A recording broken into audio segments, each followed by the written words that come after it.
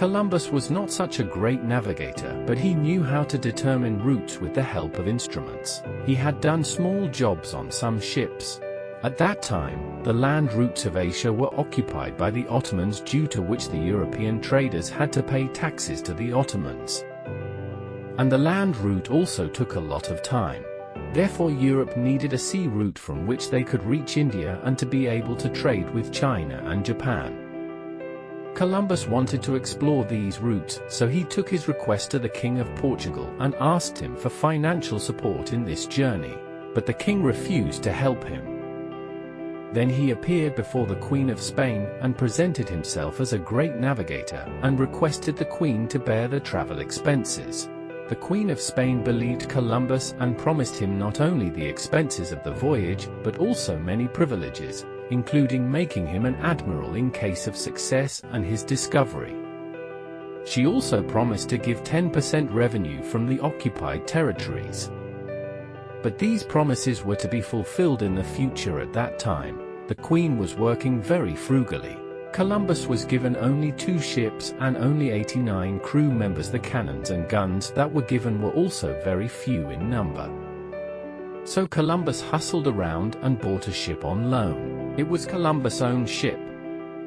Columbus left the coast of Spain and first reached Canary Island. According to his calculations, the journey from Canary Island to Japan was barely 4,000 kilometers.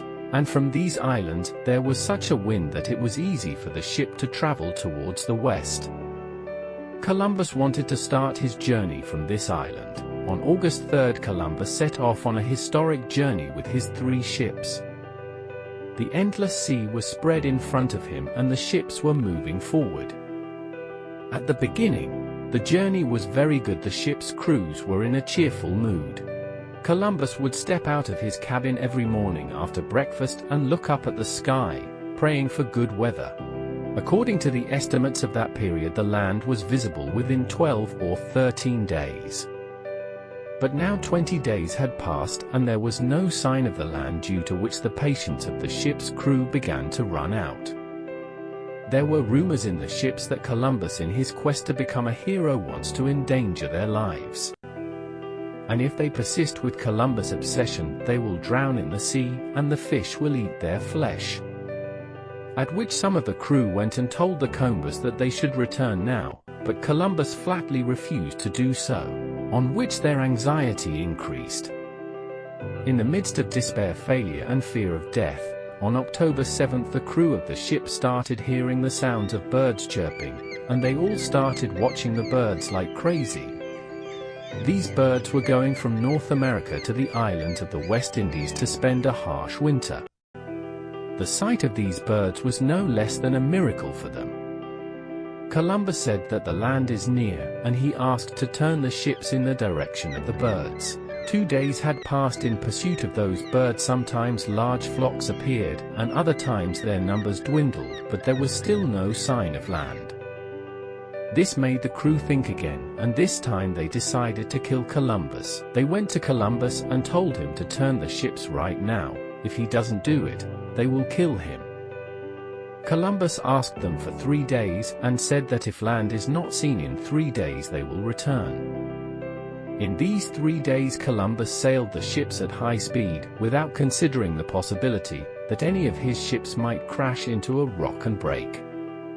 The ghost of his failure began to haunt Colmbus. He walked anxiously back and forth on the deck of the ship, casting his gaze far and wide towards the horizon. It was the night between October 11 and 12. On the ship Penta, a man named Rodrigo saw a sand dune in the distance. The sand dune was shining in the moonlight. When he was sure that it wasn't a mirage, but actual the land, he shouted, "Terror! Terror! Land! Land!" The captain of that ship fired a cannonball to alert the other 2 ships that land had been sighted. The land that had been missing for 11,000 years was discovered. There are scattered islands before the continental United States, which we call the West Indies today. One of these islands is San Salvador Island, where Columbus's ship anchored on the morning of October 12. but Columbus believed that he had reached some country in Asia, either China or Japan.